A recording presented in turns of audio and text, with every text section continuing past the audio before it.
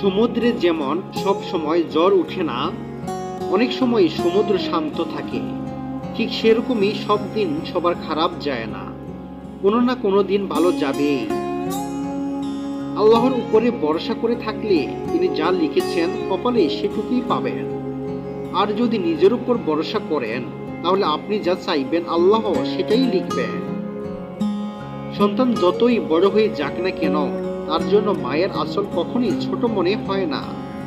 যখন আপনি ভেতর থেকে একেবারে ভেঙে পড়েছেন কিন্তু তাও আপনার মুখে হাসি লেগে আছে, তাহলে বিশ্বাস করুন পৃথিবীর কোনো শক্তি নেই যে আপনার মুখের হাসি কাটতে পারে।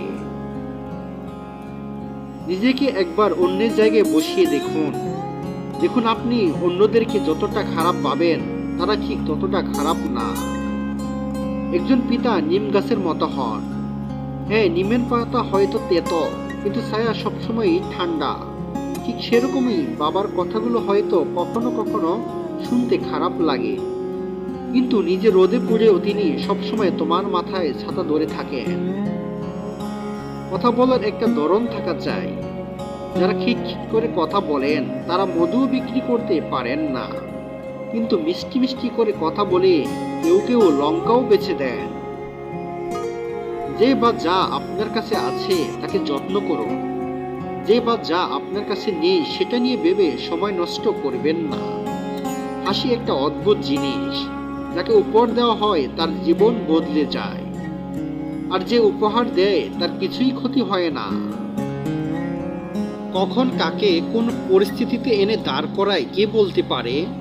এমনকি ভগবান রামচন্দ্র তো জানতেন যে পরদিন তিনি সিংহাসন পাবেন, কিন্তু কি পেলেন? বনবাস। উকিল নিজের বাসা বলে তাই সে স্বাধীন, ইয়া আর ময়না অন্যের বাসা বলে তাই সে খাঁচায় পরাধীন। এক মিনিটে জীবনে এমন কিছু হেরফের হয় না, কিন্তু কিছু করার আগে এক মিনিট ভাবলে হয়তো জীবনটাই বদলে যেতে পারে। কাউকে দানে কখনো দুঃখ দিও না, কারণ দান করা জিনিস একদিন 10 গুণ হয়ে তোমার কাছেই ফেরত আসবে। আগুনে পড়লে কেউ ছাই হয়, আবার কেউ বা সোনা হয়। যে অন্যকে আনন্দ দেয় আল্লাহ তার জীবন থেকে কোনোদিন আনন্দ কেড়ে নেয় না। সবসময় যে প্রদীপের আলোতেই ঘর আলোকিত হয় তা না, বাড়ির মেয়েরও কিন্তু ঘর আলোকিত করে।